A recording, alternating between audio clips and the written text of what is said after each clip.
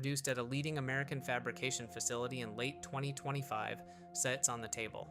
It was physically touched by no Chinese hand, made on American soil, shipped under an American export license. Under a rule that took effect this year, it is potentially subject to Chinese export controls. The surface of this wafer reads "Made in America." What the layers beneath that surface reveal is something the label was never designed to communicate. We will take this object apart from the outer legal shell to the deepest buried constraint, and what the dissection exposes is that the architecture of extraterritorial trade law is not a Western invention being resisted by Beijing. It is a framework Washington perfected and China has now reproduced with the same structural logic, aimed at the same class of objects, running in the opposite direction. From the rule's surface text, through the supply chain beneath the wafer's label, into the legal doctrine inside the rule, and finally to the constraint that the structure itself encodes. The outer shell of China's 2025 export control measure, as officially described by Chinese regulatory authorities, establishes jurisdiction over any product anywhere in the world meeting one of two conditions. The product contains 0.1% or more Chinese origin material by value or composition, or it was produced using Chinese processing technology.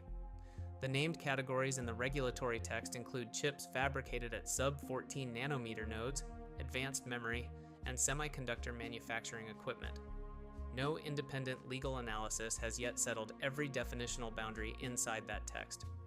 This outer shell is jurisdictional scaffolding.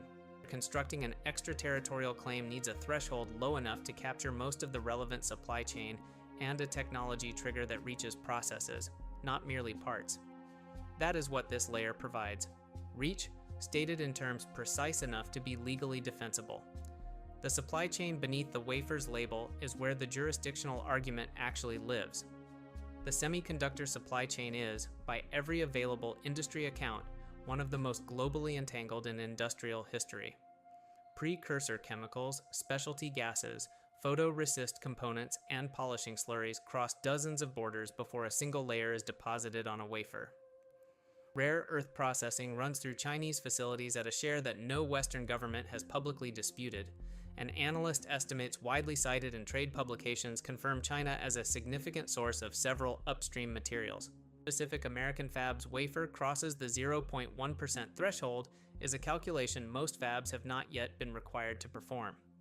The rules drafters understood that the geography of fabrication is not the geography of material origin.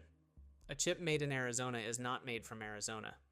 The supply chain beneath the label is where the threshold becomes a practical problem, and that problem is not hypothetical. It is a calculation a fab manager is performing right now, looking at this specific wafer, trying to determine which side of the line it sits on.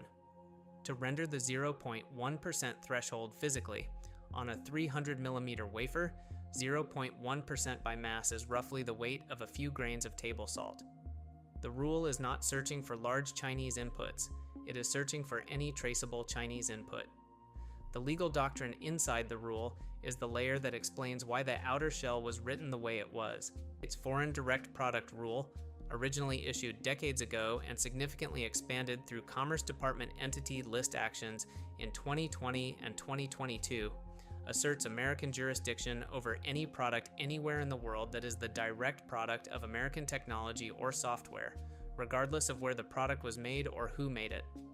This is the mechanism that allowed Washington to restrict chip sales to specific Chinese entities, even when those chips were manufactured outside the United States by non-American companies. China's 2025 rule follows the same extraterritorial logic. Jurisdiction follows the technology input, not the fabrication address. The rule does not stop at materials. It extends to products made using Chinese processing technology, a phrase that mirrors the Foreign Direct Product Rule's direct product language almost clause for clause. A facility that licensed a Chinese deposition process years ago, before restrictions tightened, may now find that license embedded in its production flow in a way that is difficult to excise without requalifying the entire process. The Foreign Direct Product Rule was not designed as a permanent feature of international trade. It was an emergency instrument that proved durable.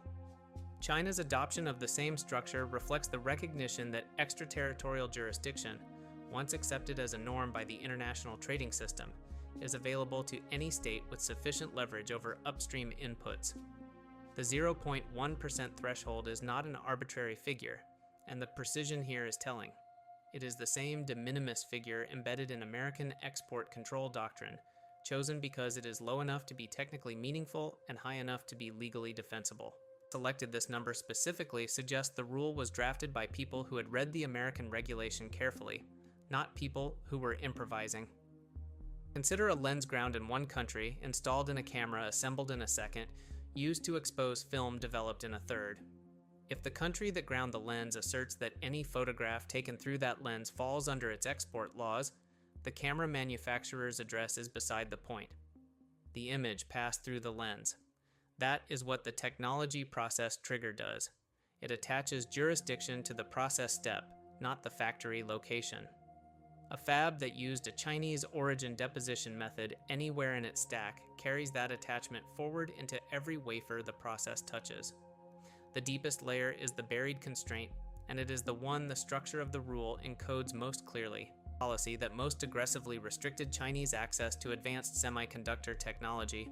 The foreign direct product rule expansions targeting sub-14 nanometer equipment and electronic design automation software also served as the template China used to construct its own extraterritorial instrument.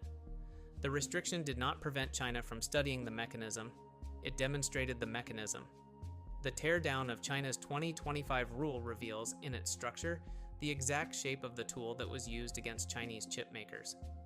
The 0.1% threshold, the technology process trigger, the named node boundaries, each reflects a choice made first by American regulators and observed carefully by Chinese ones. An American fabrication facility that built out domestic capacity specifically to avoid Chinese supply chain dependency is now subject to a jurisdictional claim modeled on the rule its own government used to restrict Chinese firms. The chip moved. Sure did not. What the dissection cannot settle is whether China has the enforcement infrastructure to make this rule operational at scale. Jurisdictional claims are not the same as jurisdictional reach. The United States spent years building the export control bureaucracy, the entity list verification apparatus, and the interagency coordination that make the foreign direct product rule function, however imperfectly. China's equivalent institutions are less documented in open sources, and no independent legal analysis has yet tested how Chinese regulators would establish material origin at the 0.1% level across a supply chain crossing dozens of countries. The technology process trigger raises a separate evidentiary problem, proving that a specific fab used a specific Chinese process step requires either disclosure from the fab or access to its process records, and neither is straightforward for a foreign regulator to obtain. Unclear from publicly available regulatory text how the rule interacts with products manufactured before its effective date. Retroactivity is a significant open question in extraterritorial trade law generally, and the Chinese text, as analyzed in available trade law commentary, does not resolve it cleanly. The wafer on the table shows the rule structure with clarity. It does not show the enforcement mechanism that would give that structure teeth, and those are not the same object. What the dissection can settle is the architecture. The rule is legally coherent, modeled on a working precedent, and aimed at a supply chain that is genuinely entangled with Chinese origin inputs in ways American fabs are only beginning to map. Taken layer by layer, this object proves that extraterritorial jurisdiction is a technology that diffuses the same way semiconductor process knowledge does, through observation, careful study, and deliberate replication. Assume the foreign direct product rule was a Western instrument because it was first built in the West. What the layers show is that it was always a logical structure, and logical structures do not respect the nationality of whoever first wrote them down.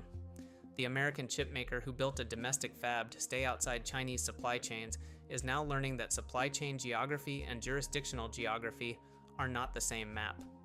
The jurisdictional claim follows the process input, and the process inputs were never fully onshored.